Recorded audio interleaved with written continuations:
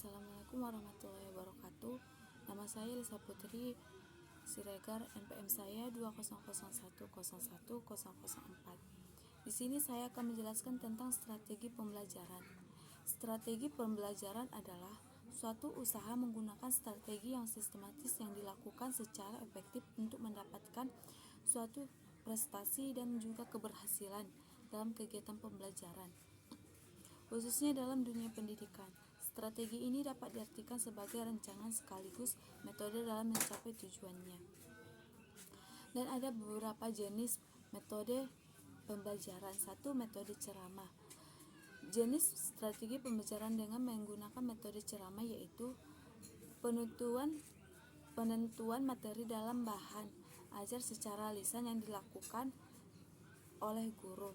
Terdapat kelebihan dan kekurangan melaksanakan metode pembelajaran yang satu, yakni kelebihan ini adalah metode yang mudah dan murah, dapat menyajikan materi secara luas dan lebih detail. Guru dapat mengontrol keadaan kelas dengan lebih mudah.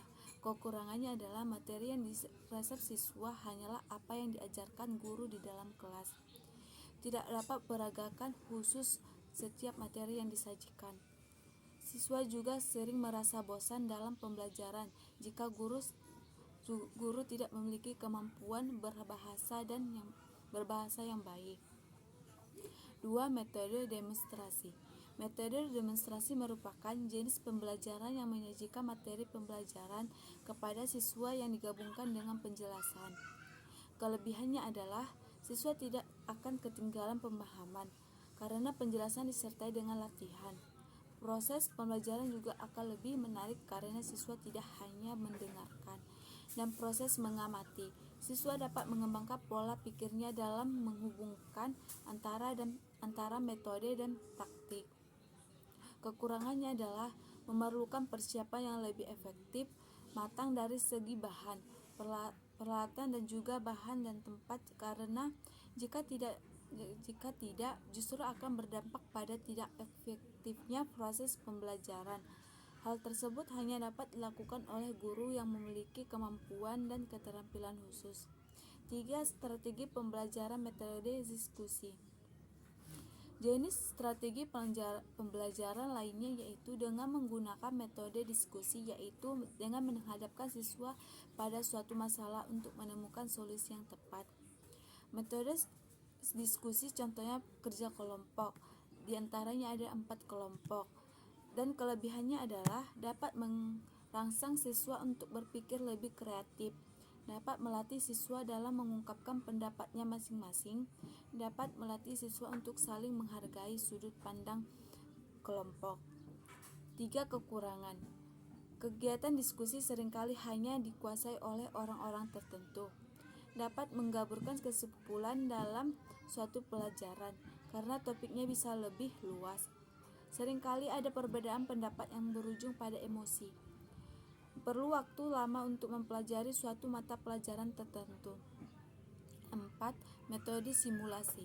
Sedangkan metode simulasi dalam strategi pembelajaran yaitu dengan menghadirkan situasi tiruan agar setiap siswa dapat lebih mudah memahami konsep dan juga materi yang disampaikan. Kelebihan dapat menjadi bekal bagi siswa dalam menghadapi suatu keadaan yang sebenarnya. Dapat mengembangkan sisi kreatif seorang siswa saat melakukan proses pembelajaran. Dapat menumbuhkan keberanian dan kepercayaan diri siswa. Dapat meningkatkan semangat belajar siswa. Kekurangan, ada beberapa faktor psikologis siswa, misalnya rasa malu, rasa canggung melakukan sesuatu dalam menjelaskan materi. Tips pembelajaran yang benar. 1. Mendorong komunikasi kelompok. 2. Cari tahu teknik belajar yang tepat seperti mendekatkan kepada siswa, bagaimana memasukkan siswa dapat mengerti dalam pembelajaran dan memahaminya. Contohnya strategi pembelajaran adalah siswa melakukan debat seperti per kelompok. Membagi siswa menjadi 2 kelompok dengan topik yang sama namun berbeda sudut pandang. atau pro dan kontra. Debat dimulai dengan memberikan jawaban dan alasan dari masing-masing kelompok. Strategi ini dilakukan supaya siswa dapat melatih teknik dalam berbicara. Selain itu, siswa dapat memberanikan diri untuk menjelaskan ke depan dan memberikan percaya diri kepada siswa.